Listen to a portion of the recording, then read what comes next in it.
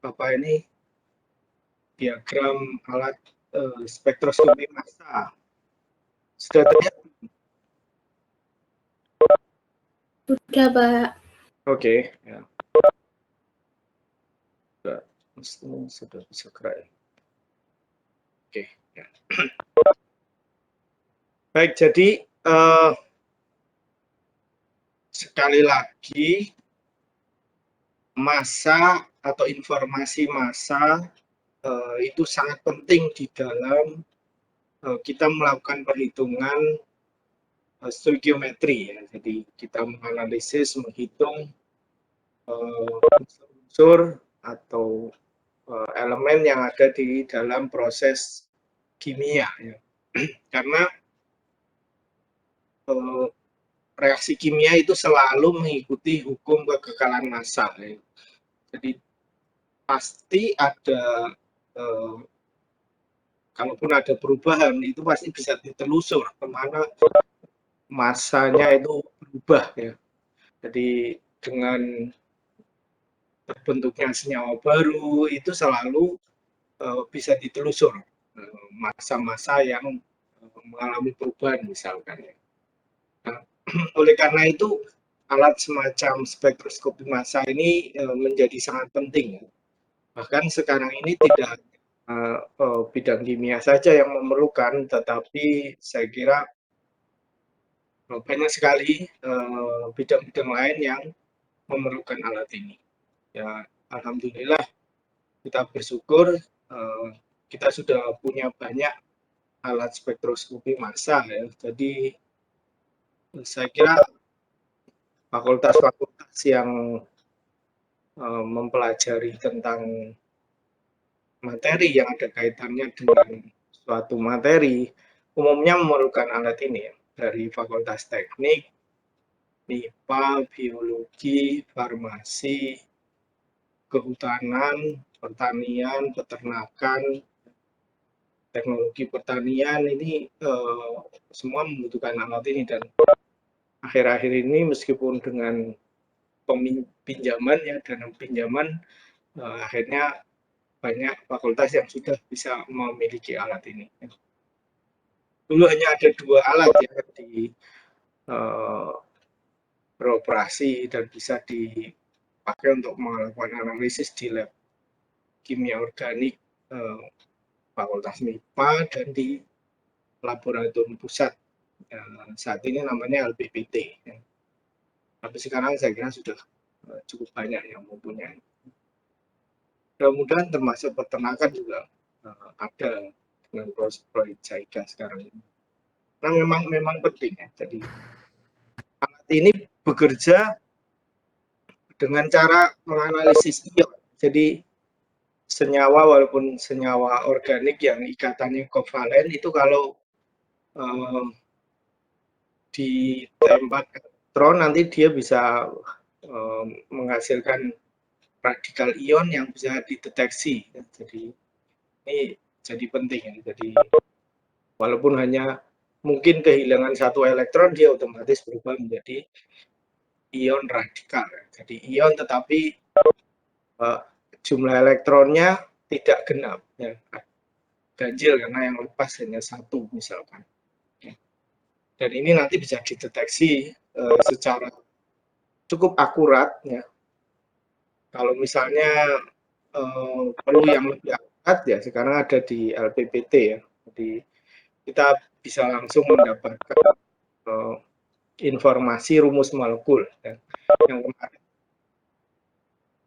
kita tahu rumus molekul itu adalah rumus yang menggambarkan jumlah unsur-unsur atau atom-atom yang menyusun suatu molekul. Nah, kenapa kita perlu sampai informasi massa kemudian sampai ke rumus molekul itu penting ya. Jadi rumus molekul itu sudah cukup informatif ya, terutama kaitannya dengan informasi terkait massa. Jadi kalau misalkan ya ini kita punya molekul rumusnya C2H6O Ya. Mungkin kalau dari struktur molekulnya Anda mengenali ya, ini model molekulnya ini menggambarkan kalau dia suatu alkohol. Jadi ini adalah etanol. Kadang-kala ditulis C2, pulpen saya susah.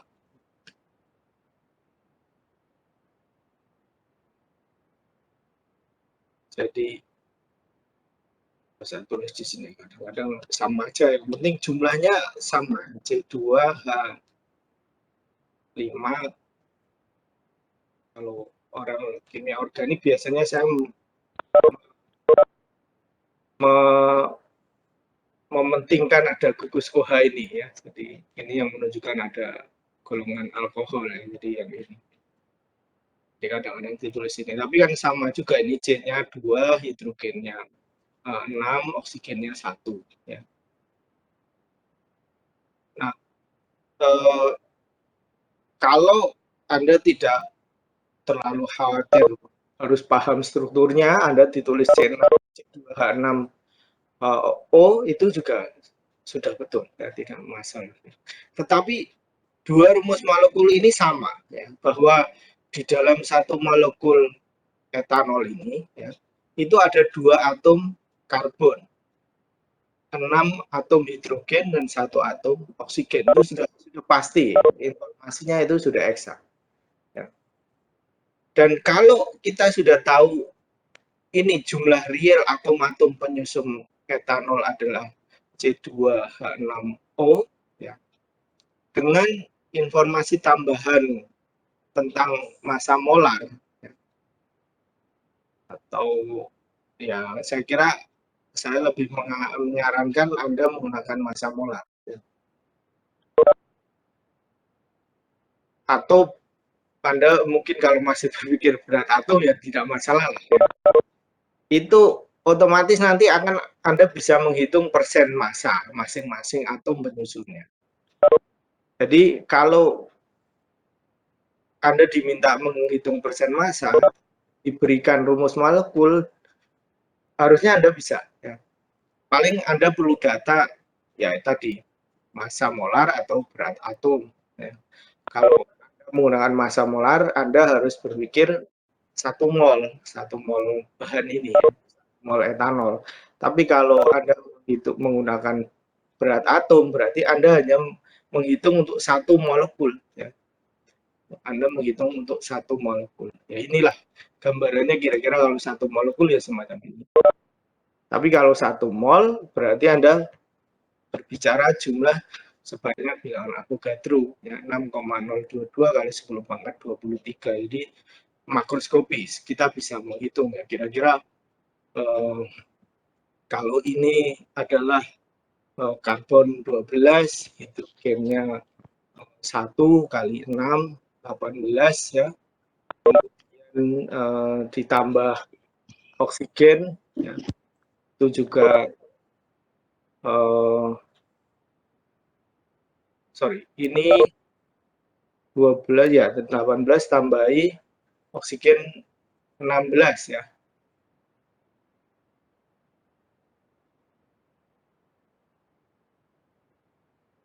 Sebentar. Oksigen 16. Sorry, karbonnya ada 2 ya. Karbonnya ada 2, 24 tambahi 6, 32 tambahi 16 oksigen, jadi 46 kira-kira. Kalau kita berpikir 1 mol yaitu berarti 46 gram dari makroskopisnya yang tadi tidak jumlah molekulnya sebanyak bilangan Avogadro. Ya. Nah, kalau kita mau menghitung persen karbon ya tinggal kan karbonnya ada 2. Ya.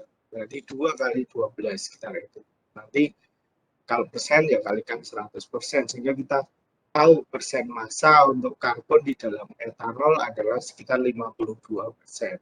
Ya. Kemudian untuk hidrogen ya sama saja, kita tahu persis hidrogennya di sini ada 6. Dari 6 kali 1, sekian dibagi massa molar total ya, kalikan 100%, ketemu 13 sekian persen. Oksigen juga sama. Jadi ini hanya ada satu, oksigennya berarti 1 kali 16 dibagi 46,07 gram. Ya. Berarti sekitar 34%. Sehingga kalau ini ditotal 100%. Ya. Kalau ini ditotalkan harus 100%. Jadi ya silakan Anda kalau berpikir mikroskopis menghitung persen massa sebagai satu molekul ya silakan. Ya. Tapi nanti satuannya adalah satuan massa atom. Untuk berat atom ya satuan massa atom, untuk berat molekul ya nanti total dari masing-masing atom penyusun molekul ini juga satuannya berat satuan massa atom. Ya. Tapi kalau kita berpikir makroskopis ya gunakan massa molar, ya, massa untuk 1 mol. Jadi karbon ya sekitar 12 gram, hidrogen 1 gram, oksigen sekitar 16 gram. Sehingga kalau ditotal massa molar untuk etanol itu juga ketemu 46 sekian gram. Jadi yang penting konsisten, jangan dicampur-campur ya, menggunakan tinjauan mikroskopis dengan berat atom, kadang-kadang langsung dicampur dengan tinjauan makroskopis 1 mol ya, atau massa molar. Nah, itu yang salah. Kalau salah satu malah tidak masalah. Tapi saya sarankan tetap menggunakan massa molar saja karena massa molar ini lebih universal dan mudah kita pahami sebagai tinjauan makroskopis. Jadi seperti ini. Jadi kita kalau tahu rumus molekul itu ya kita sudah tahu persen massa. Kalau Anda tahu persen massa dari suatu unsur dalam suatu molekul tertentu atau dalam senyawa tertentu yang Anda tahu rumus molekulnya, mestinya Anda bisa menghitung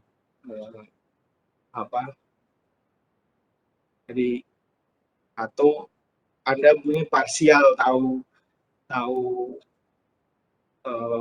komponen penyusunnya, otomatis nanti Anda bisa menghitung rumus molekul. Sekali lagi, kalau rumus molekul itu menggambarkan jumlah real. Kalau tinjauan makroskopis ya jumlah mol atom-atom di dalam molekul itu. Jadi di sini ini bisa mikroskopis bahwa karbonnya ada 2, hidrogennya ada 6, oksigennya ada 1 atom ya. Itu kalau mikroskopis. Tapi kalau Anda makroskopis ya, dalam 1 mol etanol maka saya punya 2 mol karbon, 6 mol hidrogen dan 1 mol oksigen. Ini diingat-ingat ya, diingat-ingat. Tuhan, ini informasi yang cukup penting. Ya. Persen massa hubungannya dengan rumus molekul.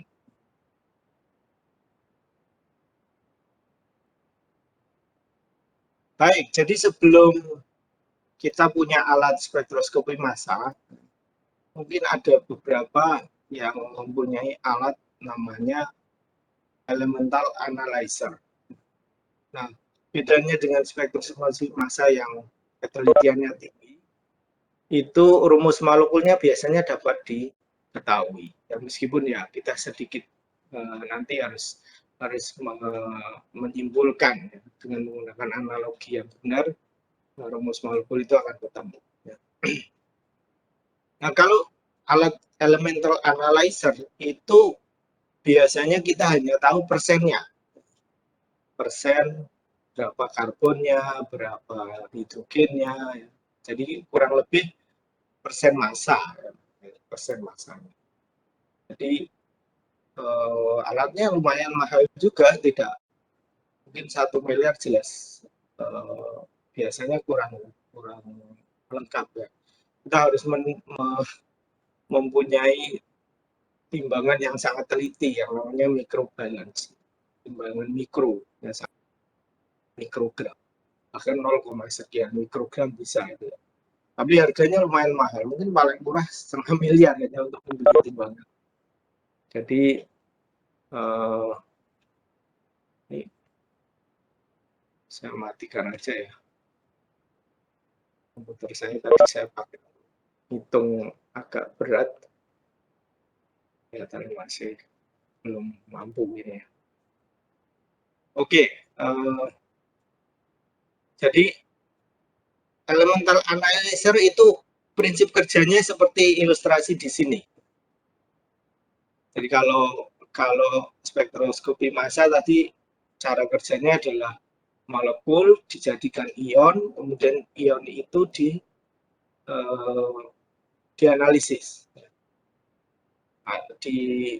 dipisah-pisah dulu tentunya ya. Ada yang ion kecil mungkin dia lebih mudah dideteksi, lebih cepat dideteksi, yang besar belakangan bisa dipisah-pisahkan itu. Nah, kalau di sini berbeda. Elemental analyzer itu prinsipnya kita membakar ya dengan menggunakan reaksi pembakaran.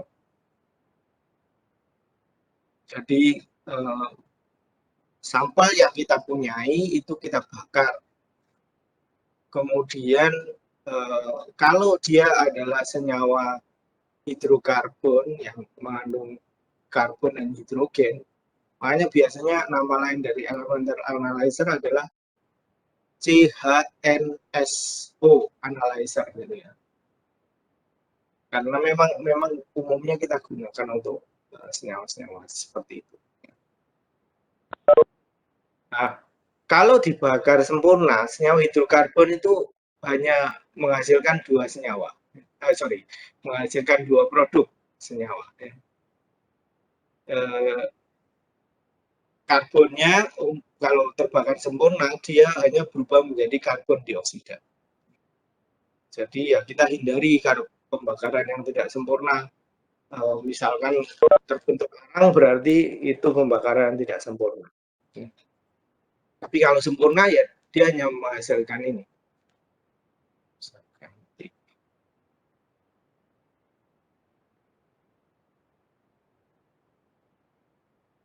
Kali biru ya, kelihatan nggak? Jadi mungkin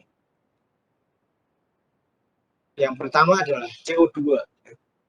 Kalau tidak sempurna bisa ada arangnya, karbon, mungkin sebagian teroksidasi jadinya karbon dioksida ya, CO itu, walaupun ini cukup beracun ya.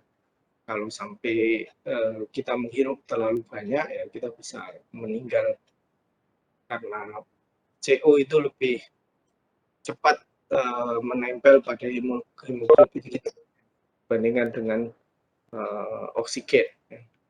Jadi kita bisa kekurangan oksigen nantinya. Dan senyawa yang kedua yang dihasilkan adalah air. Jadi karbonnya yang nanti jadi karbon dioksida, hidrogennya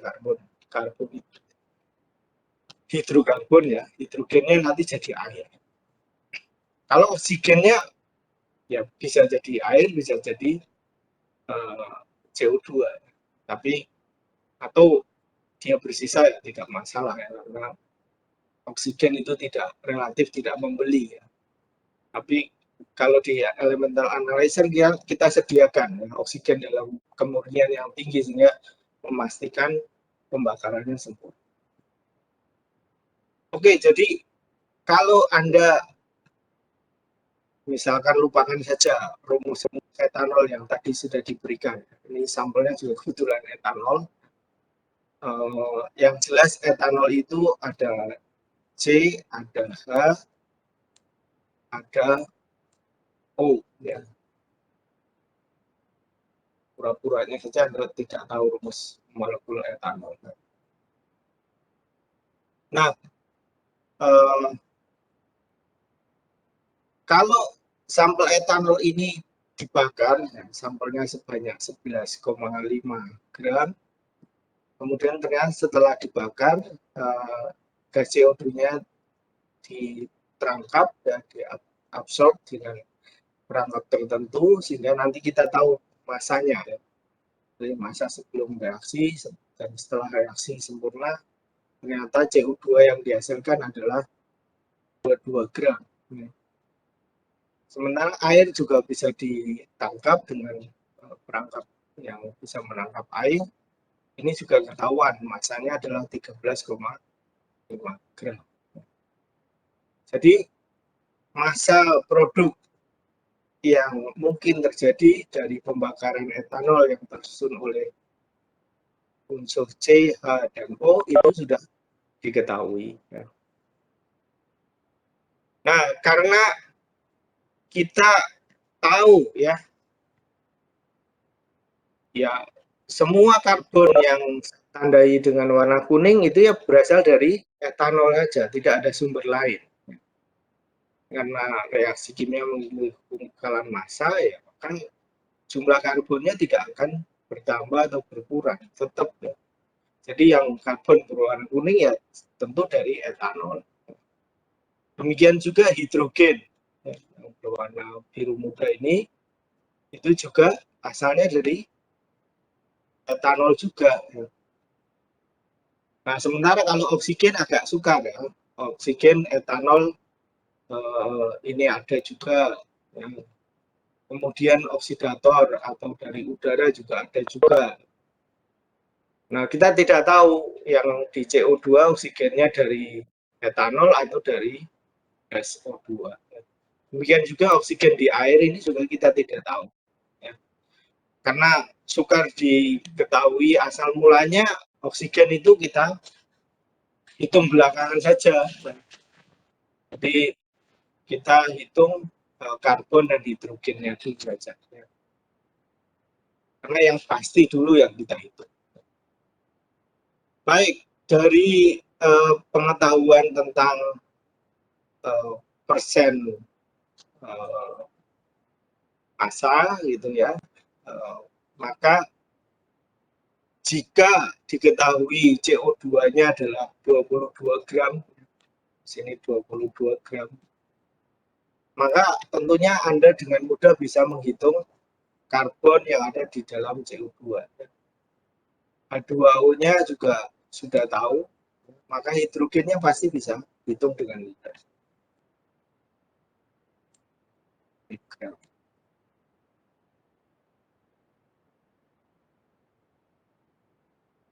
Nah, jadi kalau Anda punya CO2 sebanyak 22 gram,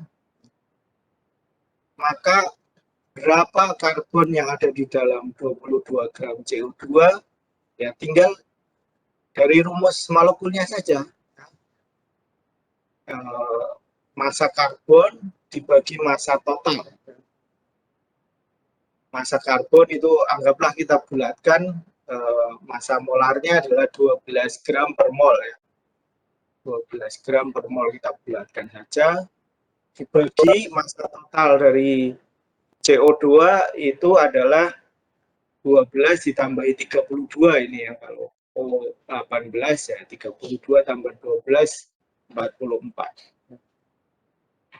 Nah, ini adalah perbandingan massa antara karbon dengan CO2. Nah, kalau CO2-nya tahu 22 gram ya, maka karbonnya pasti akan ketemu 6 gram. Ya. Jadi ini kan nanti dicoret ketemu 1, ini dicoret ketemu 2, ya berarti 12 dibagi 2, 6 gram. Jadi kita tahu persis ini sudah tahu persis. Ini sudah tahu 6 gram. Kalau kita menggunakan massa molar karbon itu 12, kalau 6 gram berarti kan setengah mol ya. 6 dibagi 12, kita tahu setengah 0,5 mol.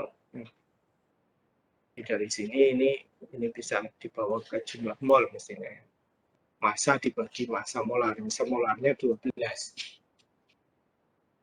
Nah, dengan cara yang sama kita bisa menghitung hidrogen massa atom hidrogen dalam 13,5 gram H2O. Di sini hidrogennya ada 2, kita bulatkan saja massanya 1, berarti 2 kali 1, 2, dibagi massa total 2 ditambah 16, 18 untuk molekul air, ya. Kemudian dikalikan 13,5 gram, ya, dari total semuanya. Nah, sehingga ya Anda pasti akan bisa menghitung jumlah hidrogennya di dalam 13,5 gram air adalah 1,5 gram. Nah, 1,5 gram hidrogen dengan asumsi massa molar hidrogen 1, ya otomatis jumlah molnya sama, 1,5 mol. Yang nanti bagi 1. Oke, nah ini kita sudah tahu sekarang ya, karbonnya masanya tahu, jumlah molnya tahu, hidrogennya masanya tahu, jumlah molnya tahu, ya. Yang belum tahu itu adalah oksigen, ya. Jadi oksigen ini kita belum tahu. Tapi karbon dan hidrogennya sudah tahu.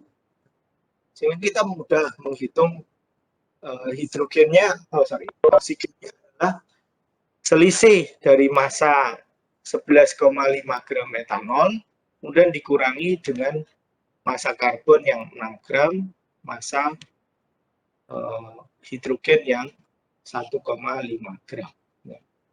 Jadi kita punya 7,5 gram, ya. Berarti kita punya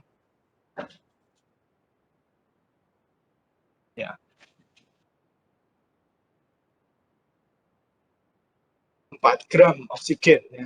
Jadi di sini 11,5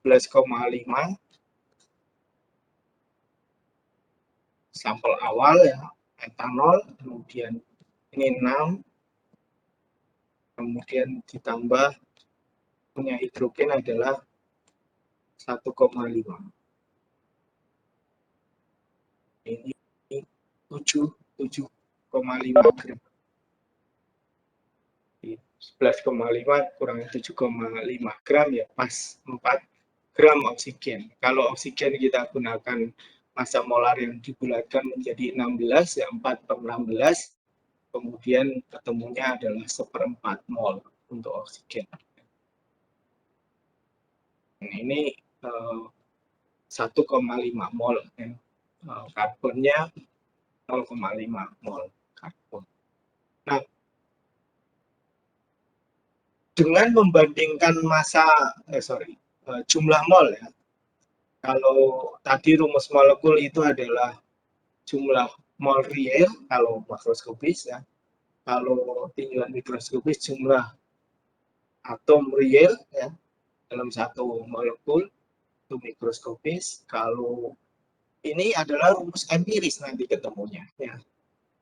Jadi persen masanya itu bisa nanti kita ubah menjadi perbandingan jumlah mol, tetapi saya kira tidak akan ketemu jumlah mol yang real, tetapi kita akan menemukan dalam perbandingan bilangan bulat yang paling sederhana, yaitu rumus empiris. Jadi kita bandingkan saja ini sesuai dengan jumlah molnya. Rumus empiris itu perbandingan jumlah mol. Sedang karbon itu setengah mol, hidrogen 1,5 mol, kemudian oksigen 0,25 mol. Nah, paling sederhana kita bagi dengan bilangan yang paling kecil, ya. Kita bagi bilangan kecilnya 0,25.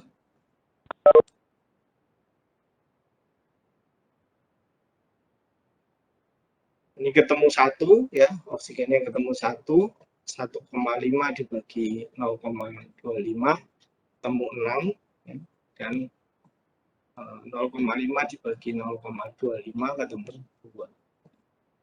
Nah, jadi ini sudah paling sederhana, ya, karena ini sudah 1. Nah, bisa disederhanakan lagi.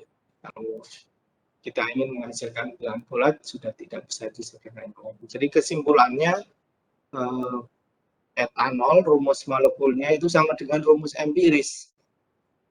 Jadi ada beberapa senyawa yang memang rumus empirisnya itu sama dengan rumus molekul. Karena memang di dalam rumus molekulnya itu sudah merupakan rasio perbandingan jumlah mol perbandingan jumlah atom dalam bilangan yang paling sederhana, dengan bulat yang paling sederhana.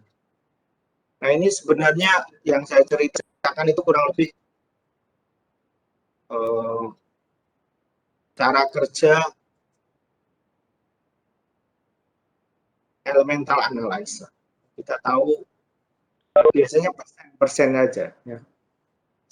Karbonnya sekian persen, hidrogennya sekian persen, oksigennya sekian persen. Kalau ada heteroatom yang lain, sulfur misalkan S berapa persen, hidrogen berapa persen.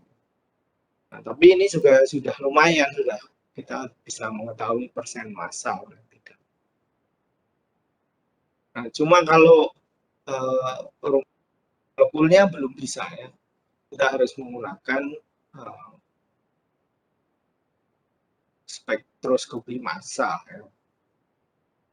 Syukur-syukur Anda gunakan yang teliti, terutama untuk senyawa-senyawa yang mungkin unknown. Tapi kalau Anda sudah biasa menggunakan untuk analisis rutin yang sebenarnya Anda sudah tahu bahannya itu apa, ya itu hanya perlu konfirmasi, Anda bisa menggunakan spektroskopi massa yang tidak terlalu teliti, ya biasanya kita sebut sebagai nominal spektroskopi massa.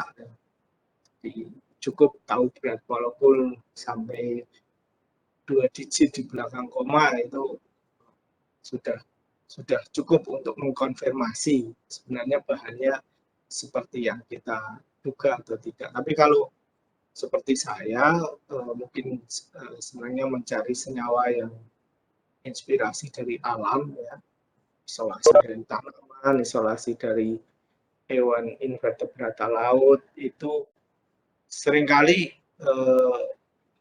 kita temukan molekul-molekul yang mungkin belum pernah diisolasi oleh orang lain, sehingga saya harus memerlukan data spektroskopi massa yang resolusinya lebih tinggi, ketelitiannya lebih tinggi. Jadi minimal mungkin 4 atau 5 angka di belakang koma, nanti baru bisa untuk mengkonfirmasi apakah senyawa itu baru atau sudah pernah dipublikasi. Oke, jadi ini kenapa kita perlu mengetahui massa, paling tidak kita tahu mungkin persen massa dari suatu senyawa, gitu ya. Jadi kita bisa menghitung rumus molekul nanti. Nah, ini dasar perhitungan yang penting di dalam kimia. Tolong nanti diulang lagi kalau ada soal yang coba dikerjakan. Kalau misalkan Anda sudah mencoba dan menemukan soal yang mungkin susah, ya, itu jangan ragu-ragu, mungkin bisa ditanyakan ke saya. Ya, lebih baik lewat email sih, tapi kalau misalkan Anda kurang yakin di WA juga nggak apa-apa.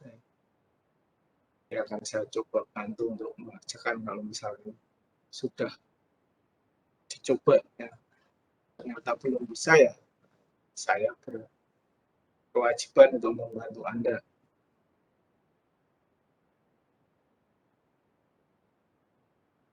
Baik, jadi perubahan kimia atau reaksi kimia itu umumnya adalah terjadi senyawa yang baru. Jadi ikatan kimia di reaktan itu putus terlebih dahulu sebelum terjadi reaksi kimia. Kemudian mereka mengatur diri membentuk ikatan kimia yang baru, sehingga ya beberapa ketentuan yang wajib dipatuhi itu nanti akan ya tentunya akan diikuti oleh suatu reaksi kimia. Jadi contohnya adalah yang tadi saya sampaikan, ya, bahwa pasti ada kekekalan atom, hukum kekekalan molekul, pengungkalan massa yang pasti harus dipatuhi. Jadi kalau misalkan contoh tadi ini ya, di sini ada karbon ya, kalau misalkan habis bereaksi pasti nanti karbon ini akan berubah menjadi senyawa yang lain, tidak akan hilang. Di sini ada hidrogen gitu, kalau betul habis bereaksi ya pasti dia akan membentuk senyawa yang lain. Sehingga kalaupun kita kesulitan menghitung ini hidrogennya yang dari etanol itu yang mana, ya tetap nanti kita bisa hitung setelah menghitung karbon dan hidrogennya. Jadi biasanya semacam itu strategi menghitungnya. Kalau ada atom yang lain, misalkan Anda punya asam amino ya, biasanya ada nitrogen ya. Ya pasti nitrogennya akan berubah menjadi suatu senyawa tertentu yang nanti akan bisa kita hitung. Oke, ya. Jadi ini selain jenis-jenis atomnya harus sama, ya di sini ada hidrogen, ada oksigen, pasti di produk juga harus ada hidrogen, ada oksigen. Ya.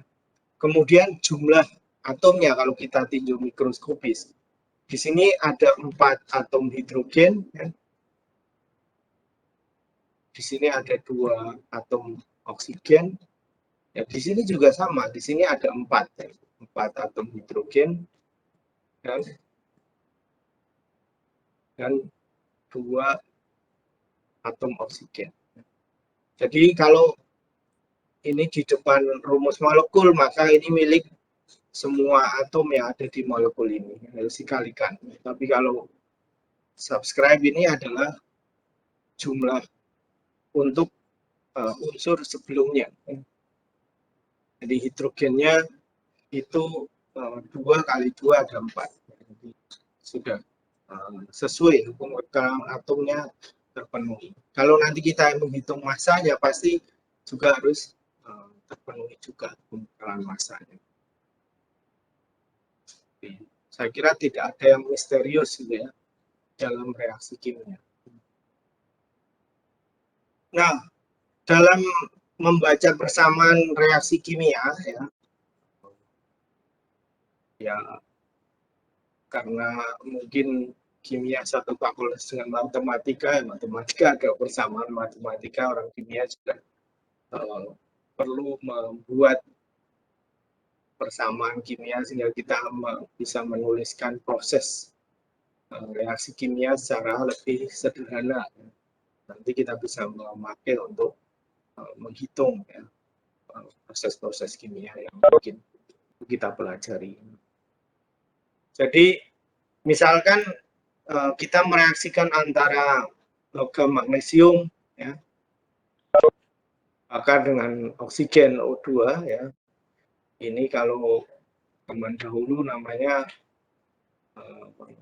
kembang api tetes ya. Jadi magnesiumnya dalam bentuk pita dan dibakar, nanti akan ada cahaya yang sangat terang ya. Dan kemudian sisa dari magnesium oksidanya itu karena gravitasi dia jatuh seperti menetes, pada saat jatuh itu masih ada apinya itu ya. Jadi mainan kecil saya, mungkin Anda sudah tidak mempunyai lagi karena sekarang mungkin kembang apinya sudah lebih menarik ya, yang roket bisa terbang kemudian nanti meledak di di udara ya. Ya, tapi ini ternyata reaksi sederhana yang mudah dilakukan dan relatif saya kira tidak terlalu bahaya, asal kita hati-hati tidak memegang magnesium yang masih menyala itu.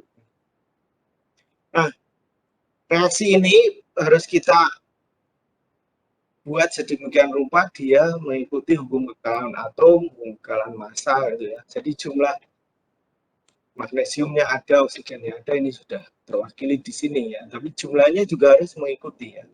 Kalau misalkan di sini oksigennya ada 2, ya, dari molekul oksigen ya, kemungkinan kita kalikan 2. Kalikan 2 maka oksigennya akan 2. Nah, magnesiumnya mengikuti 2 juga yang kita kasih angka 2. Yang kita sebut koefisien reaksi. Kalau 1 ini tidak perlu dituliskan. Nah, persamaan reaksi ini juga bisa dibaca dengan cara 2 macam, ya. Baik mikroskopis maupun makroskopis. Kalau mikroskopis, Anda baca seperti yang pertama ini. Jadi 2 atom logam magnesium reaksi dengan 1 molekul oksigen akan menghasilkan 2 molekul magnesium oksida. Ini mikroskopis, ya. Tapi betul juga, ya. Meskipun kenyataannya kita tidak pernah mereaksikan semacam itu, ya. Misalkan 2 atom magnesium itu berapa, mesti kita nggak bisa lihat, ya. Tapi umumnya kita biasanya menggunakan makroskopis, ya. Jadi ini yang kedua, ini tinjauan makroskopis. Nah, ini yang direkomendasikan kita membacanya. Jadi koefisien reaksi ini kita baca sebagai jumlah mol, itu yang makroskopis. Jadi 2 mol logam magnesium, ya. Kalau 1 magnesium itu massa molarnya adalah 24, mudah-mudahan saya tidak keliru. Berarti kalau 2 mol kita punya 48 gram. Nah, 48 gram ya kita bisa membayangkan relatif mudah. Ya kira-kira setengah ons lah, ya. Kira-kira setengah ons, 50 gram, ya, sekitar itu. Ya. Ini kita bisa membayangkan. Nah kemudian karena ini 1 di sini, ya, walaupun tidak perlu tulis, berarti oksigennya adalah 1 mol. Kalau 1 mol oksigen ya otomatis ini 16 kali 2 berarti sekitar 32 gram. Ya kira-kira sepertiga mol, sepertiga ons, ya. Jadi kita bisa membayangkan kira-kira. Dan mudah ini dalam jumlah mol. Dan dia akan menghasilkan 2 mol magnesium oksida. Ini yang direkomendasikan. Kalau ini diterjemahkan dalam massa ya seperti ini. 28, 32 gram, dan ini nanti ada sekitar 80 gram. Ya.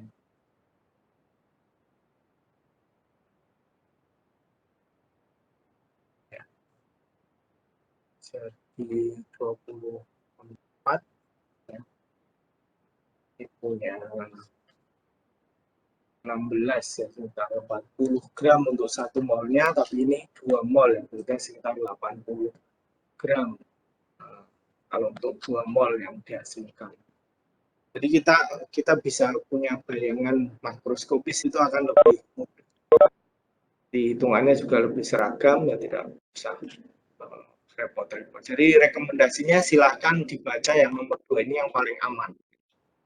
Walaupun nomor 1 ini betul saja ya, benar, tapi kadang nanti jadi rancu kalau kita campur adukan antara yang makroskopis.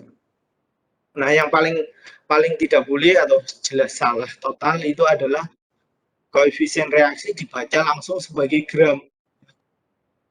Nah, ini salah total. Ya. Salah total. Karena kita ingat kita awalnya berangkat dari massa molar, ya. Jadi atau ya kita hitungannya dalam konsep mol, ya. Jadi lebih baik gunakan jumlah mol, bukan karena mol tidak akan sama dengan gram angkanya ini. Oke, jadi ini jangan sekali-kali Anda baca 2 gram magnesium tambah 1 gram oksigen menjadi 2 gram magnesium oksida. Kalaupun Anda kepepet mungkin Kalau misalnya IC Anda belum sempat mengerjakan itu ya jangan ngawur semacam ini karena yang ngoreksi itu nanti akan hilang mood baiknya ya. Kalau Anda menuliskan semacam ini, yang ngoreksi dosennya ini merasa gagal menjelaskan konsep mol kalau Anda gunakan ini. Jadi bukannya kalau ngoreksi itu kadang-kadang kalau salah sedikit masih kadang diampuni, tapi kalau kesalahan yang fatal itu kita jadi hilang moodnya, kadang-kadang malah dikurangi nilainya ya. Yang bagian lain sudah betul malah dikurangi nilainya. Oke, ya karena ini konsep yang paling mendasar. Nah, oleh karena itu, setiap Anda melihat persamaan reaksi kimia, ya, Anda harus melakukan pengecekan ya tentang kesetaraannya. Di intinya ya harus mengikuti hukum bekalan atom jumlah atom-atomnya sama, jenisnya sama, kemudian otomatis nanti kalau jumlahnya atom sama secara mikroskopis, maka secara makroskopis pasti juga kekebalan massa akan terpenuhi. Nah, caranya saya kira Anda harusnya sudah tahu ya. Yang mirip seperti tadi di analisis menggunakan elemental analisis dan membakar itu ya. Anda sebaiknya Anda ya amati dulu bagian yang sudah pasti dulu lah. Sudah pasti kemudian baru diamati yang ya mungkin nanti bisa berubah-ubah ya. Jadi tentunya pertama apa ya? Molekul yang terlibat itu tidak keliru. Jadi kalau tadi rumus yang saya berikan, yang hidrokarbon ternyata terdiri dari karbon dan hidrogen, kemudian dibakar dengan oksigen, kita asumsikan ini reaksi yang pembakaran sempurna. Tidak ada arang, tidak ada CO, karbon monoksida ya, tapi dia semua berubah menjadi CO2 dan otomatis air. Ini juga harus sudah betul dulu. Ini apa pengertian yang sangat mendasar. Namanya hidrokarbon. Jadi hidrogennya itu nanti akan jadi air. Memang hidronya itu bukan dari air, adalah dari hidrogen. Tapi reaksinya memang kebetulan dia akan menghasilkan air dan CO2. Nah, jangan sampai Anda menuliskan, misalkan ini kan C-nya 2. Ya, kita mungkin berasumsi nanti di sini ditulis 2. Kita berasumsi ini yang pertama, mungkin mudah kita lihat dari sini. Terus ya jangan ditulis menjadi semacam ini ya, ini rumus molekul yang berbeda ya, tidak boleh. Harus menuliskan rumus molekul harus benar. Oke, jadi karena ini 2 sudah relatif pasti, ya, kita tulis 2 di sini. Kemudian yang kedua mestinya hidrogen ya. Hidrogennya ada 6 ya, maka ya, di sini ada H2O, berarti ya cukup dituliskan 3. Nah, sudah ketemu untuk karbon dan hidrogennya. Dan yang agak tidak pasti itu adalah oksigennya. Di sini ada 4, di sini ada 3. Berarti ada 7. Ya mau tidak mau nanti untuk oksigen kita tuliskan pecahan dulu. Nah, di sini ini 4 ya. 2 kali 2 ini. Kemudian ditambah 3 berarti 7. Tapi di sini sudah ada 2, maka ya kita tuliskan 7/2. Sehingga ya ini ketemu 7 nanti. 2/2. Nah, agar koefisien reaksinya ini tidak ada yang pecahan ya, semuanya kita kalikan 2. Dan kalikan 2, 7/2 kali 2, 7. dikalikan 24, dikalikan 6. Jadi ini persamaan reaksi yang sudah setara. Yang tadi rekomendasi saya ini membacanya adalah 2 mol etanol bereaksi dengan 7 mol gas oksigen menghasilkan 4 mol gas CO2 dan 6 mol air. Yang paling aman gitu. Kalau ditanya apa-apa pasti kita bisa merubah dari mol ke massa atau dari mol ke jumlah molekul, atau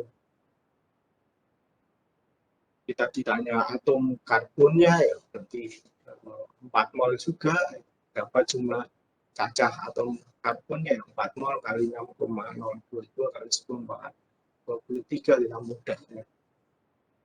Walaupun Anda betul membaca 2 molekul C2H6 direaksikan dengan 7 molekul O2 menghasilkan 4 molekul CO2 dan 6 molekul H2O, itu betul, tapi mikroskopis. Kalau Anda ditanya makroskopis nanti khawatir kalau tercampur aduk nggak malah keliru. Nah, terakhir sebenarnya ada langkah untuk ngecek ya, karena kita manusia tentu suatu saat berbuat salah, termasuk dalam menghitung semacam ini ya. Anda pastikan ya, di sini karbonnya 4, di sini sudah 4, hidrogennya ada 12, di sini juga ada 12, oksigennya ada 7, 4 ditambahi 14 ya, sorry kok 7. 7 kali 2, 14 ya, di sini ada 8, nah, oksigennya ada 8, 4 kali 2, 8, dan ditambah 6, berarti sudah 14, sudah setara berarti. Hukum kekalahan atom, kekalahan massa sudah terpenuhi. Silakan setiap ada persamaan reaksi kimia, Anda harus cek. Ya. Apalagi di dalam soal itu seringkali kadang memang sengaja belum disetarakan.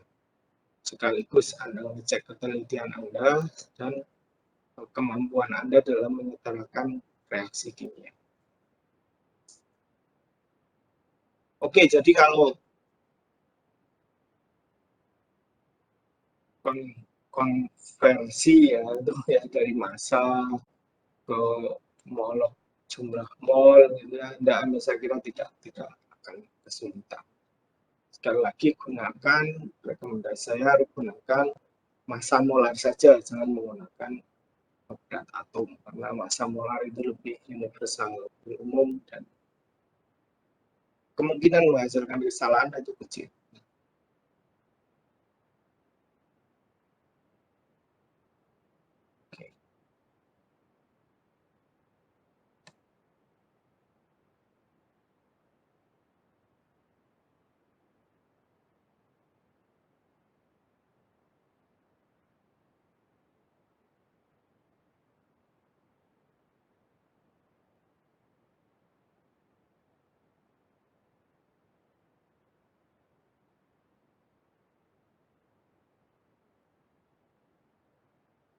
Baik, jadi kalau ada soal yang sederhana semacam ini, ada persamaan reaksi pembakaran metanol ya. Metanol itu alkohol yang paling pendek, dia cukup polar ya, pelarut organik yang juga lumayan umum ya, universal, tetapi sayangnya cukup beracun ya. Jadi kalau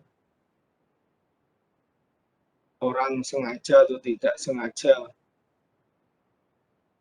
mungkin matanya terciprat metanol dalam jumlah banyak dan tidak segera dibersihkan, biasanya ini akan mengalami kecacatan. Ya pandangannya rusak atau apesnya ya dia tidak bisa melihat lagi. Karena ya, jaringan mata itu kan ya molekul-molekul organik juga, dan ini bisa larut sebagian ya, dan sekaligus larut ini toksik ya, jadi beracun. Kalau diminum juga sama, sengaja atau tidak sengaja. Kalau tidak sengaja mungkin kadang ada yang cari jalan pintas,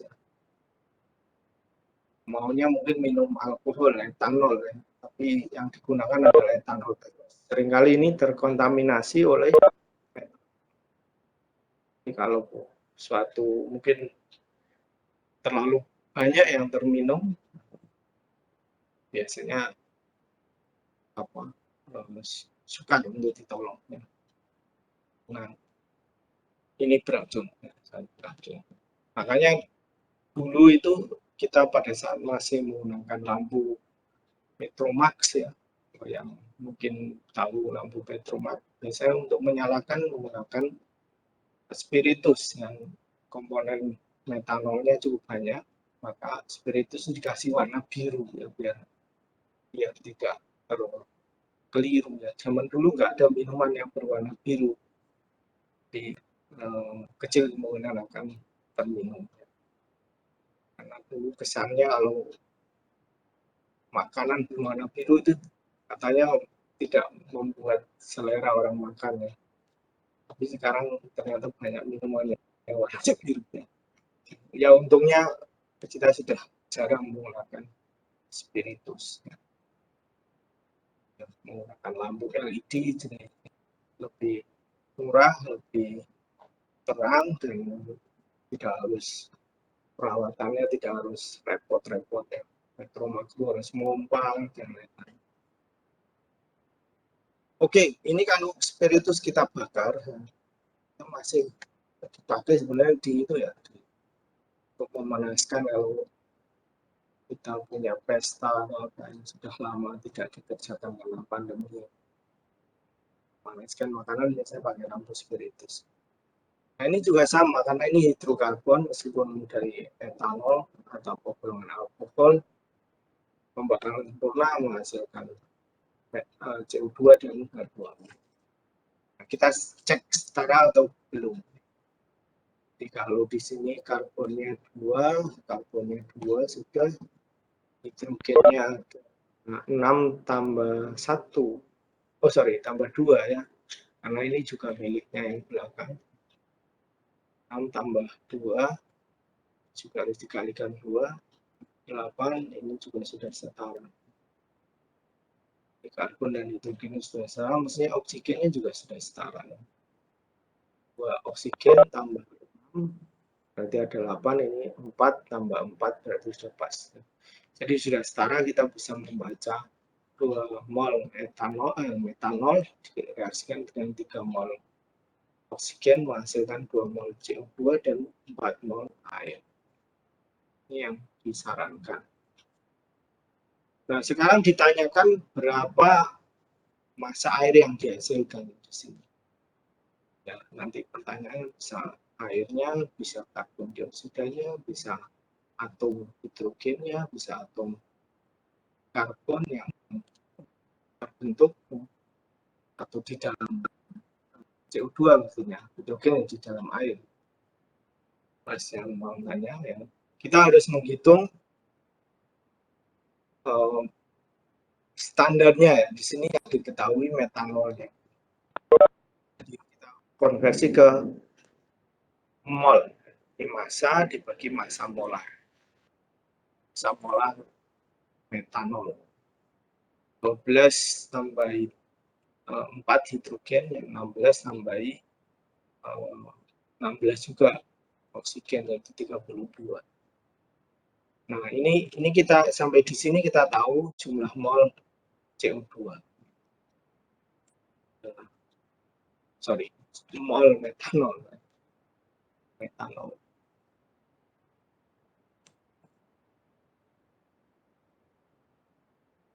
Massa metanol 9 dibagi dengan massa molar. Nah, yang dicari, maka kita bisa gunakan koefisien reaksi ini. Koefisien reaksinya 4 yang dicari, kemudian standarnya metanol adalah 2 di sini. Ya, dengan kata lain sebenarnya jumlah mol air itu selalu 2 kali lipat daripada jumlah mol metanol. Kenapa 4 dibagi 2? Kalau yang ditanya jumlah CO2 ya jumlah molnya akan selalu sama, 2:2. Ini kebetulan air.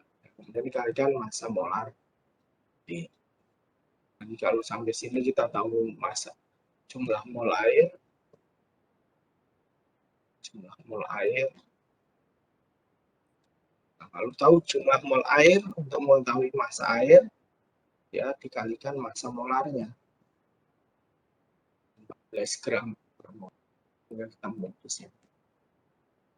Seperti itu. Ya, sebenarnya tidak terlalu susah kan. Cuma nanti mungkin ada variasi yang misalkan ya persamaan reaksinya belum disetarakan gitu ya. Itu yang perlu hati-hati cek. Baik, jadi kalau hitungan-hitungan di contoh soal sebelumnya ini atau sampai di sini yang sampai halaman 24 ini kita menghitung secara teoritis yang hanya di atas kertas kira-kira idealnya itu dihasilkan berapa. Nah, prakteknya seringkali kita tidak harus melakukan persis seperti teoritis. Jadi misalkan ini metanolnya kita ketemukan 2 mol metanol tepat bereaksi dengan 3 mol oksigen. Ya. Prakteknya kita membakar spiritus di rumah atau di tempat pesta itu kan ya oksigennya banyak jumlahnya. Berlebih ya, karena pertama kita tidak harus membeli ya. Tersedia alhamdulillah sudah ada di sekeliling kita. Walaupun hanya 20% ya, tapi kalau kita sudah memulai reaksi pembakaran otomatis oksigennya nanti akan terpenuhi. Kita tidak pernah membatasi oksigennya, ya, kecuali memang kondisinya terbatas ya. Pada beberapa misalkan kemudian tidak terulang lagi kalau kita menggunakan pemanas air yang menggunakan bahan bakar gas itu jangan sekali-kali menempatkan pemanas airnya itu di dalam kamar mandi yang ventilasinya jelek. Ya, karena kalau kita sudah menyalakan itu dalam kamar mandi ventilasinya jelek, pasti ini oksigennya nanti terbatas. Yang mandi juga perlu menghirup oksigen, gas yang menyala untuk memanaskan air juga perlu oksigen. Nanti pasti bersaing ya. Kalau lama-lama oksigennya terbatas ya, reaksinya tidak akan sempurna. Ya. Jadi nanti kalau ini terbatas sudah sedikit, yang mandi juga mulai terengah-engah. Yang lebih berbahaya adalah pemanas airnya itu membakar gasnya menghasilkan CO ya di sini.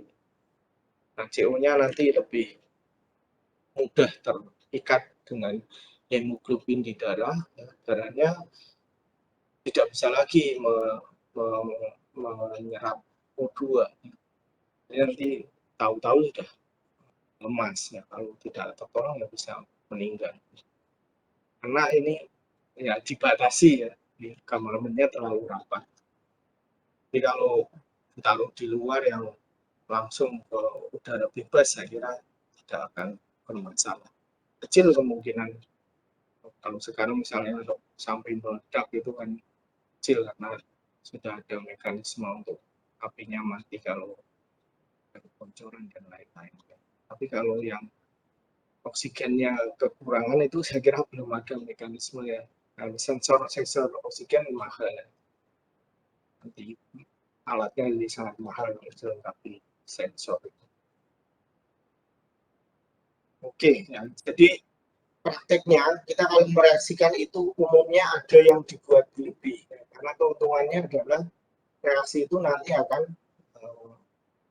sempurna seperti yang kita kehendaki. Misal membakar ya nanti yang dibakar habis, reaksi sempurna. Jadi sangat jarang kita praktek reaksi itu terus jumlahnya itu sesuai dengan koefisien reaksi perbandingan jumlah molnya. Salah satu biasanya dibuat lebih, terutama yang harganya murah. Kita punya kendaraan bermotor saat ini kebanyakan adalah motor bakar yang sudah menggunakan motor listrik itu masih terbatas, harganya masih mahal. Meskipun ramah lingkungan, mungkin juga operasionalnya lebih murah, tapi investasi beli mobil atau sepeda motor listrik mungkin masih bisa terjangkau ya, kalau mobil masih ya selain belum terjangkau juga fasilitas untuk nyetrum saat itu masih belum banyak terutama kalau di luar rumah ya, kalau kehabisan listrik ya sudah tidak bisa jalan. Nah, kalau kita menggunakan mesin bakar itu ya, bensinnya itu kan karena kita beli pasti terbatas ya. Tapi udara itu saya kira kita masih alhamdulillah tidak perlu beli ya, dalam jumlah yang berlebih. Biasanya itu yang terjadi, kecuali motor-motor kuno yang seringkali susah di starter itu ya, kadang-kadang kita ada dulu namanya cuk ya, ada itu ditutup oksigennya biar campurannya nanti kaya dulu dengan bahan bakar, mungkin dia mudah terbakar dan nanti baru dibuka lagi. Kalau tetap ditutup ya nanti juga kebakarannya tidak baik. Jadi ada yang jumlahnya memang terbatas karena biasanya kita harus membeli, kita harus investasi ya. Tetapi ada juga yang berlebih. Contohnya di sini yang berwarna hijau itu jumlahnya terbatas, tapi yang berwarna merah itu berlebih. Jadi pasti nanti di akhir reaksi itu nanti ada yang bersisa. Jadi ini yang tidak berpasangan ya, sisa 6 yang molekul merah yang tidak bergabung dengan molekul hijau, artinya dia tidak bereaksi. Karena memang dia dibuat berlebih, reaksinya nanti bisa berjalan dengan cepat dan yang sesuai yang diharapkan, molekul hijau nanti habis bereaksi. Nah, reaksi-reaksi semacam ini kita sebut sebagai reaksi yang dibatasi ya, sehingga ada reaksi yang kita sebut sebagai reaksi pembatas. Bahasa Inggrisnya ini limiting reagent, memang dibatasi jumlahnya. Kemudian ada yang reagen yang memang diberikan dalam jumlah yang berlebih, kita sebut sebagai excess reagent. Kalau contoh sehari-hari itu paling mudah ya membakar itu, oksigennya kalau kita tidak beli pasti dalam jumlah yang berlebih. Kalau reaksi yang lain, kalau Anda membuat sabun itu ya, buat sabun itu umumnya basahnya yang dibuat berlebih agar maksimum sabun yang terbentuk. Jadi biasanya lemak atau minyak Anda tambahi basah, mungkin KUH atau NaOH ya. Dan agar semua lemaknya berubah menjadi sabun ya, basahnya yang berlebih, nanti basah yang kelebihannya bisa dicuci dengan mudah ya. Kalau minyaknya masih berlebih ya sayang ya. Apalagi kalau sabun yang terbuat dari minyak agak mahal seperti zaitun misalkan ya, sayang kalau tidak semuanya berubah menjadi sabun yang diinginkan. Jadi ya konsepnya sama, umumnya yang harganya murah semacam ini tidak perlu beli, ini biasanya jumlahnya berlebih. Jadi di akhir reaksi dia tetap tidak bereaksi karena dia berlebih. Nah, dalam hal ini hitungan-hitungan stoikiometri itu didasarkan pada reaksi yang habis atau limiting reagent yang dijadikan dasar, yang habis bereaksi. Kalau yang tidak habis bereaksi tidak bisa dijadikan dasar. Oke, ini contohnya ya, contoh reaksi ini. Jadi reaksi ini tidak hanya sekedar ingin mendapatkan besi yang murni ya. Kalau ini kan karena aluminium itu mahal ya. Aluminium mahal, masa mau diubah menjadi aluminium oksida, kemudian dapatnya besi, bukan semata itu. Jadi ini reaksi ini adalah dipakai untuk mengelas ya, atau menyambung, terutama yang mungkin bisa ditemukan itu adalah rel kereta api ya. Jadi kalau kita menyambung rel kereta api itu mungkin kita tidak bisa menggunakan las yang biasa. Kita harus memerlukan karena tempatnya yang susah dijangkau dengan membawa alat las atau yang lain ya. Maka kita menggunakan reaksi ini. Saya agak lupa nama reaksinya apa ya, tapi ini reaksinya adalah aluminium dengan besi oksida nanti menghasilkan ya pembakaran, ada apinya yang suhunya sangat tinggi sehingga nanti baja rel itu nanti akan bisa ya kita tambahkan logamnya juga ya, sehingga dia meleleh, bisa menyambungkan antar rel. Ya. Nah, dalam reaksi semacam ini tentu ini mahal, aluminium mahal, serbuk aluminium tetap mahal juga ya. Tapi kalau besi yang karatan, serbuk karatan besi itu juga saya kira tidak terlalu mahal. Nah, dugaan saya ini jumlahnya terbatas, ini jumlahnya berlebih. Ini mungkin berlebih, saya tuliskan semacam ini. Ini mungkin ya dugaan saya, tapi nanti kita coba cek. Nah, jadi kalau misalkan 124 gram aluminium direaksikan dengan 601 gram besi oksida, itu kira-kira dugaan saya ini yang berlebih. Ini kan kita tidak bisa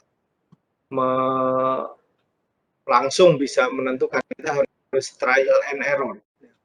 Jadi kita asumsikan pertama aluminium habis bereaksi. Tapi sebelumnya kita harus cek dulu, ini reaksinya sudah setara atau belum. 2Al, 2Al, 2 besi, oksigennya ada 3, oksigennya ada 3, jadi sudah setara, sehingga 2Al, 2 mol Al, reaksi dengan 1 mol perioksida, menghasilkan aluminium 1 mol aluminium oksida dan 2 mol besi. Itu yang menurut persamaan reaksi. Kalau kita mengasumsikan airnya habis bereaksi, ya, maka kita gunakan sebagai standar perhitungan, terutama untuk menghitung besi oksida yang diperlukan.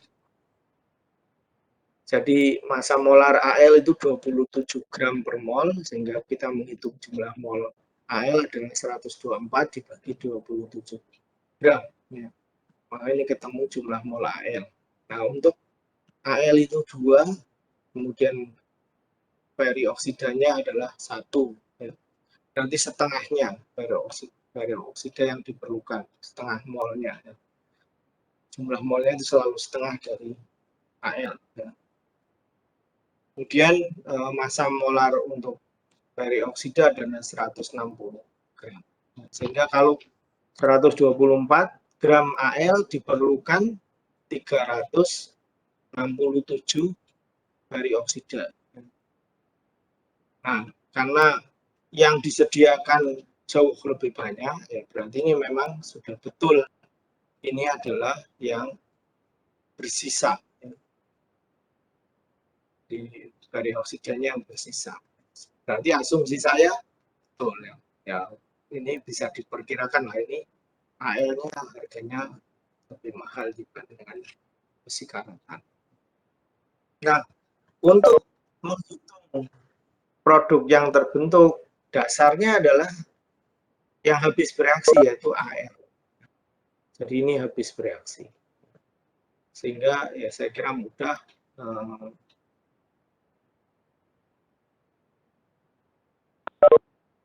AL adalah bereaksi pembatasnya, ferrioksida bereaksi yang berlebih nanti bersisa di akhir reaksi. Untuk menghitung AL2 oksida yang dihasilkan itu dasarnya adalah bereaksi pembatasnya. 124 dibagi 27 itu mol, jumlah mol AL. Kemudian kalau dibandingkan dengan jumlah mol AL, AL2O3 adalah setengahnya, 1:2. Jumlah molnya setengahnya, dan dikalikan massa molar untuk AL2O3. Ketemu sekian. Itu yang penting kita harus bisa, ya tentunya selain ngecek persamaan reaksi, kita harus bisa menentukan mana yang habis bereaksi. Yang habis bereaksi pasti kita jadikan dasar perhitungan, ya, patokannya. Insya Allah nanti menghitung yang lain tidak ada masalah. Nah, untungnya di sini di kimia dasar umumnya reaksi hanya dua reaktan ya. Kalau satu habis bereaksi limiting reagent ya otomatis yang lain akan menjadi yang bereaksi berlebih atau excess reagent. Sehingga Anda kalaupun trial error keliru perkiraannya, kemungkinan ini yang habis bereaksi ternyata keliru, sebaliknya ya tinggal dibalik. Jadi ternyata trial and error yang dibutuhkan lebih banyak dari yang tersedia, berarti dia yang limiting reagent kalau perhitungannya. Jadi ini penting karena ya salah satu indikasi bahwa itu ada reaksi yang soal-soal yang menentukan reaksi pembatas atau tidak, itu biasanya dua reagen itu diketahui mungkin masanya, mungkin jumlah molnya gitu ya. Jadi kalau dua-duanya diketahui ya kemungkinan untuk reaksi pembatas. Anda harus menentukan mana yang habis bereaksi sebagai bereaksi pembatas. Oke, kemudian kalau Anda sudah melakukan reaksi sesungguhnya, entah di laboratorium, entah di pabrik, mungkin nanti kalau Anda kebetulan berkesempatan bekerja di perusahaan yang ternyata melibatkan reaksi kimia gitu ya, Anda mungkin bisa menghitung hasil secara teoritis. Jadi hitungan-hitungan kita yang di atas kertas menggunakan konsep mol ini umumnya adalah hasil teoritis. Termasuk yang tadi ini kan reaksi pembatasnya ini tadi diketahui 124 gram untuk AL-nya, dan ini 600 sekian gram. Ternyata ini menjadi reaksi yang berlebih, bereaksi yang berlebih, sehingga dasar menghitung produknya, misalkan AL2O3 itu dari AL. Nah ini juga hitungan teoritis. Prakteknya umumnya kalau ini dilaksanakan, AL2O3 yang terbentuk dari reaksi ini biasanya lebih kecil kan. Jarang sekali kita mendapatkan, atau hampir tidak mungkin kita mendapatkan 100% atau lebih menjadi tidak mungkin lagi. Karena apa? Karena pada saat kita menimbang mungkin ada sebagian yang tidak terambil, mungkin tercacat, jatuh pada saat kita memindahkan wadah dan lain-lain, sehingga hasil real itu selalu lebih kecil daripada hasil teoritis, sehingga hasil sebenarnya ya itu nanti akan lebih kecil daripada hasil teoritis. Nah, akibatnya kalau kita menghitung persen hasil, kadang-kadang disebut random mean reaksi atau apa, itu ya umumnya ini kurang dari 100%. Umumnya ini akan kurang dari 100%. Ini mestinya kurang persen ini 100%. Nah, kalau senyawa reaksi-reaksi senyawa ionik itu ya mungkin agak tinggi ya, mungkin bisa mendekati 100% tapi tidak pernah 100%. Nah, reaksi-reaksi kimia organik itu biasanya tidak selektif, ya, artinya produknya mungkin ada beberapa macam. Jadi kalau kita bicara real, misal reaksi pembakaran, itu ya sebenarnya ada selain CO2 dan H2O, ya biasanya ada sisa karbon dalam bentuk jelaga atau asap yang hitam gitu ya. Kemudian selain CO2 ya kemudian ada CO dan lain-lain ya. Sehingga kadang-kadang reaksi kimia organik itu ya bisa 80% saja sudah lumayan banyak. Apalagi kalau reaktannya itu punya fungsi yang cukup banyak.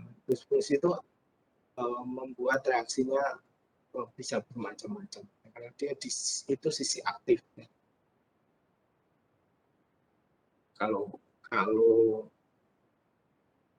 kalau misalnya hanya hidrokarbon untuk bahan bakar dan mesinnya itu ya cukup terawat ya mungkin persentasenya hasilnya cukup tinggi ya.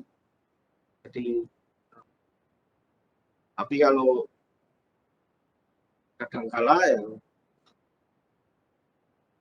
bisa disebabkan karena intake oksigennya tidak baik atau apa, kadang-kala tidak sempurna ada CO yang masuk, apalagi ventilasi udaranya terbatas karena menggunakan AC, udaranya diputar, kemudian CO-nya masuk ya bisa berbahaya kalau di dalam mobil, terutama kalau mobilnya berhenti. Oke, jadi ini stoikiometri sudah selesai. Ya. Sampai di sini ada pertanyaan?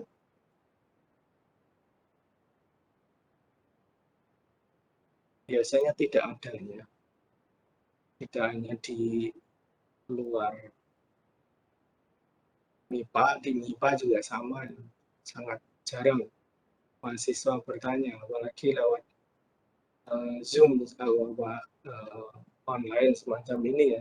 Saya sukar untuk melihat respon Anda paham atau tidak. Tapi ya saya harap paham. Oke, ini materi stoikiometri sudah habis, walaupun waktunya tinggal sedikit, tapi mungkin saya akan memberi pengantar untuk materi selanjutnya. Jadi setelah Anda menguasai stoikiometri atau perhitungan kuantitatif terhadap materi atau reaktan produk yang terbentuk dari suatu reaksi kimia, kita akan melihat beberapa macam reaksi yang umumnya dilakukan dalam larutan. Nah, secara khusus ini larutannya menggunakan pelarut air. Kenapa? Karena pelarut air adalah pelarut universal, murah jelas ya. Dibandingkan dengan pelarut yang lain sangat jauh lebih murah dan ramah lingkungan. Ya.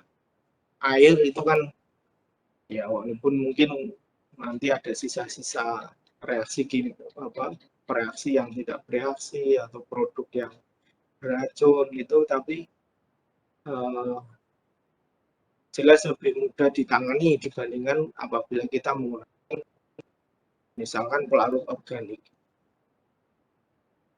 Hexana atau apa selain mahal itu juga sukar ditangani. Apalagi pelarut-pelarut yang mengandung halogen, ya. Kloropom, diklorometana, ya, ada Cl, ada Br itu, ya jangan sampai kita buang, ya. Kalau ada harus dikumpulkan, kemudian sekarang di UGM itu investasi mahal bekerja sama dengan suatu perusahaan di Cilengsi, ya. Kita mengumpulkan limbah-limbah, terutama sebenarnya limbah-limbah yang tidak bisa di treatment sendiri. Pelarut-pelarut organik yang mengandung halogen itu tidak bisa di treatment di kampus, ya. Dan sebenarnya kalau hanya garam gitu ya, seperti dengan pelarut air itu kita semestinya bisa mengolah, ya, sehingga kita tidak perlu mengirimkan limbah dalam jumlah besar, karena juga baik ini yang kita pilih karena ini yang paling banyak. Nah, sebelum masuk ke materi, kita harus ingat tentang larutan. Larutan itu adalah campuran yang homogen, terdiri dari 2 atau lebih zat. Dan ya silakan, ada yang mau tanya? Bisa langsung bicara, Dik. Ya, perkenalkan nama saya Andin Wiranti. Tadi kan Pak Tri telah memaparkan tentang alat mass spektrometer. Nah, itu bagaimana pengaplikasian dan bagaimana cara kerjanya dalam industri peternakan, Pak? Terima kasih, Pak. Ya, terima kasih, ya. Jadi memang alat spektrometer itu massa, ya, spektrometer massa itu biasanya memerlukan sampel yang kalau bahasa sederhana itu murni, ya. Nah, kalau bahan-bahan di peternakan itu umumnya campuran, kan, ya. Nah, oleh karena itu Anda biasanya harus memisahkan. Tentunya alat spektroskopi atau MS, ya, saya singkat, mass spectrometry itu hanya dipakai untuk menganalisis material-material yang biasanya jumlahnya terbatas tapi sangat penting, ya. Contohnya adalah mungkin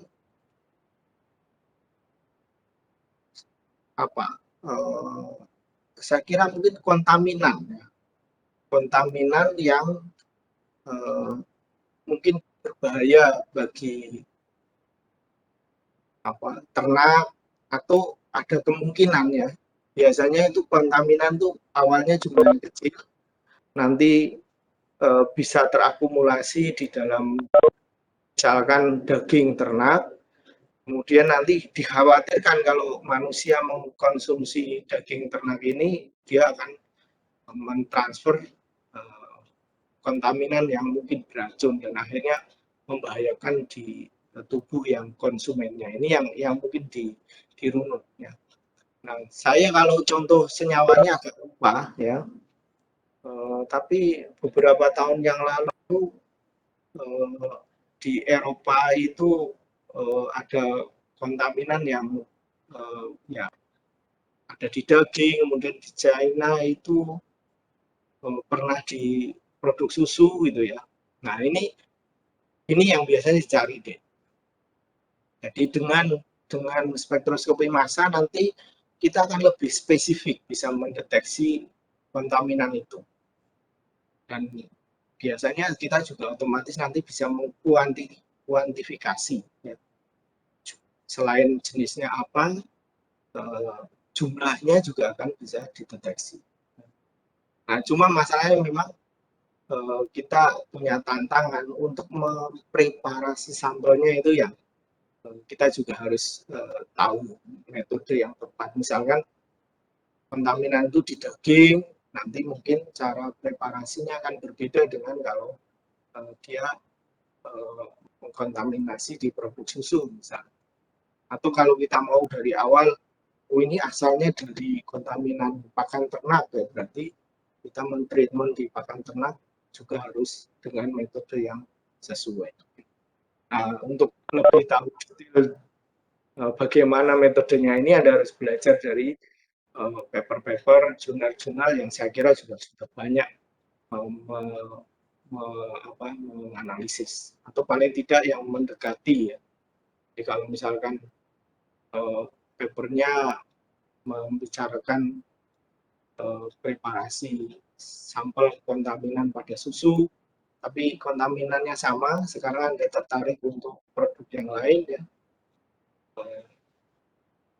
mestinya Anda nanti bisa menyesuaikan, harus menyesuaikan. Nah inilah yang penting, kita punya dasar kimia yang baik untuk bisa mengembangkan prosedur preparasi itu. Kira-kira menjawab pertanyaannya enggak? Ya Pak, terima kasih. Ya kalau metodenya perlu kuliah sendiri ya. Tapi prinsipnya semacam itu ya, metode kerja alatnya itu. Jadi nanti kalau kontaminannya, senyawa kontaminan sudah terisolasi ya, biasanya nanti dibantu dengan pemisahan sebelum MS, ada namanya alat liquid chromatografi, ini biasanya cukup powerful untuk memisahkan akhir ya. Kemudian nanti diubah menjadi ion, ionnya nanti dipisahkan, dideteksi, akhirnya tahu masanya. Dari massa kita bisa menentukan jenis kontaminannya, betul. Dia nanti dari respon detektor itu kita bisa mengetahui kuantitasnya, ya, dari jumlahnya akan bisa kita hitung. Ya tentunya tidak sekali running jadi ya, tapi kita harus perlu standar, atau kita mungkin running beberapa kali untuk mengetahui regresinya. Ya. Di semacam. Pertanyaan yang sangat bagus ya. Jadi kita sudah punya alatnya dan mungkin suatu saat Anda bisa memanfaatkan. Oke, jadi larutan ini penting sekali ya. Seringkali preparasi sambal semacam itu ya, kita mau tidak mau kita harus menggunakan prinsip larutan. Jadi yang tadinya tidak larut kita larutkan ya. Kemudian dari larutan ini kan homogen, jadi kalau homogen berarti setiap bagian larutan itu akan identik ya. Jadi kalau misalnya saya punya larutan satu mag ini ya, satu mag ini, kita tidak usah analisis semua, ya cukup diambil pakai mikropipet misalkan, pakai pipet yang mikro itu sudah mewakili karakter dari larutan itu. Misalkan konsentrasi yang dulu di awal kita berbicara tentang besaran intensif ya. Jadi konsentrasi itu walaupun kita punya sampel yang kecil itu mewakili karakter konsentrasi larutan yang jumlahnya besar. Jadi di maspek misalkan kita menginjeksikan sampel itu hanya mikroliter, tapi itu sudah mewakili sampel misalkan dari susu sapi yang mungkin satu batch pemerasan susu satu ekor sapi berapa 3 liter ya. Kalau Anda punya perusahaan sapi yang mungkin sapi perah yang mungkin sampai 1000 sapi ya, 3 kali 1000 sapi ya sudah 3000 liter ya. Tapi itu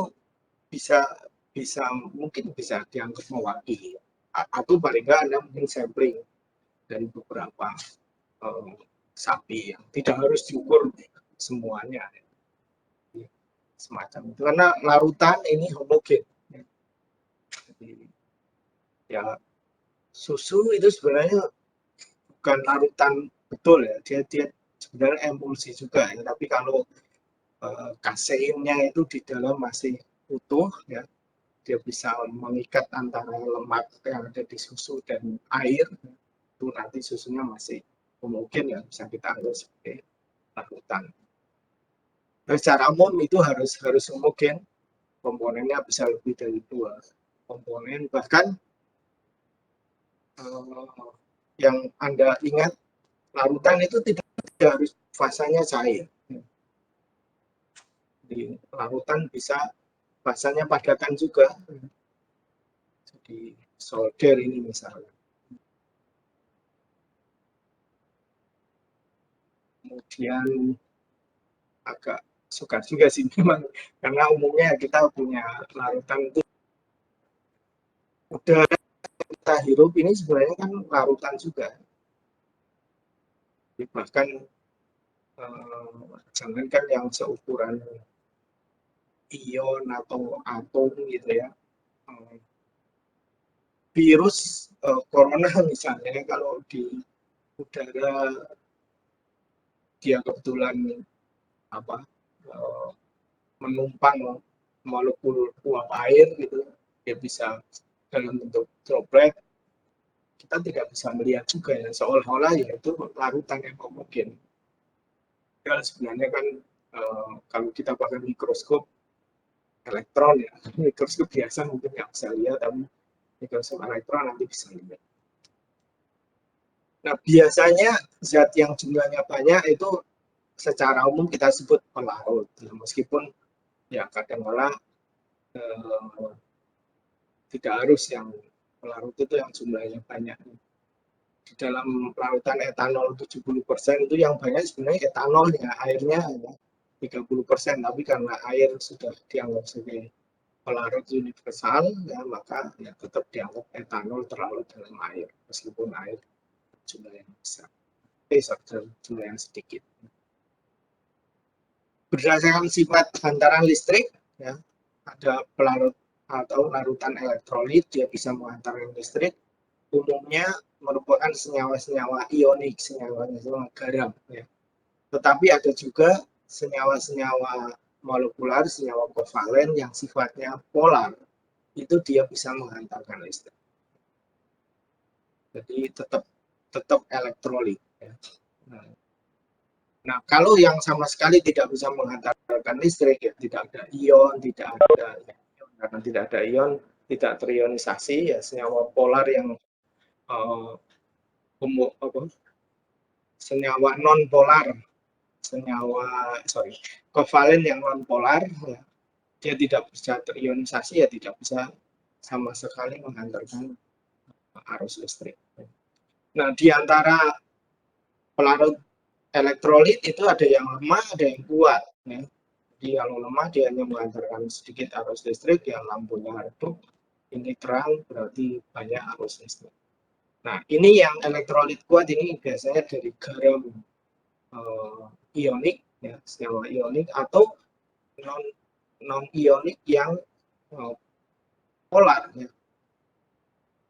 Jadi misalnya larutan HCl, 2SO4 itu kan sebenarnya bukan ionik ya, tapi dia bisa terpolarisasi sangat kuat, gampang terionisasi menjadi H+ dan sisa ion.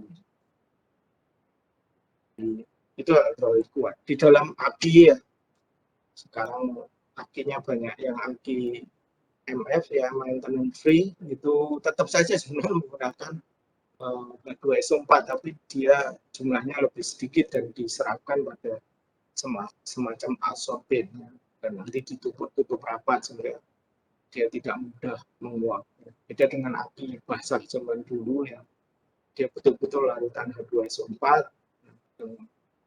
airnya menguap, kita harus menambahkan air untuk menjamin konsentrasi H2SO4-nya optimum. Kalau tidak di maintenance, ya, lupa terlalu pekat, ya akhirnya cepat rusak. Nah, akhirnya selalu menguap. Oke, jadi ini elektrolit kuat, ionisasinya boleh dibilang 100%. Ya, ini asumsi saja 100%. Tapi elektrolit lemah nanti kita di belakangan belajar ya, ionisasinya hanya sebagian, bahkan dominan yang tidak terion sebenarnya. Walaupun ini reaksi yang berbalik. Nah, ini yang dia mengalirkan hanya sedikit listriknya. Oke, waktunya sayangnya sudah habis. Kita lanjutkan di depan, insya Allah. Terima kasih perhatiannya. Alhamdulillah sudah ada yang tanya. Mudah-mudahan ada manfaatnya. Selamat siang. Assalamualaikum warahmatullahi wabarakatuh. Waalaikumsalam.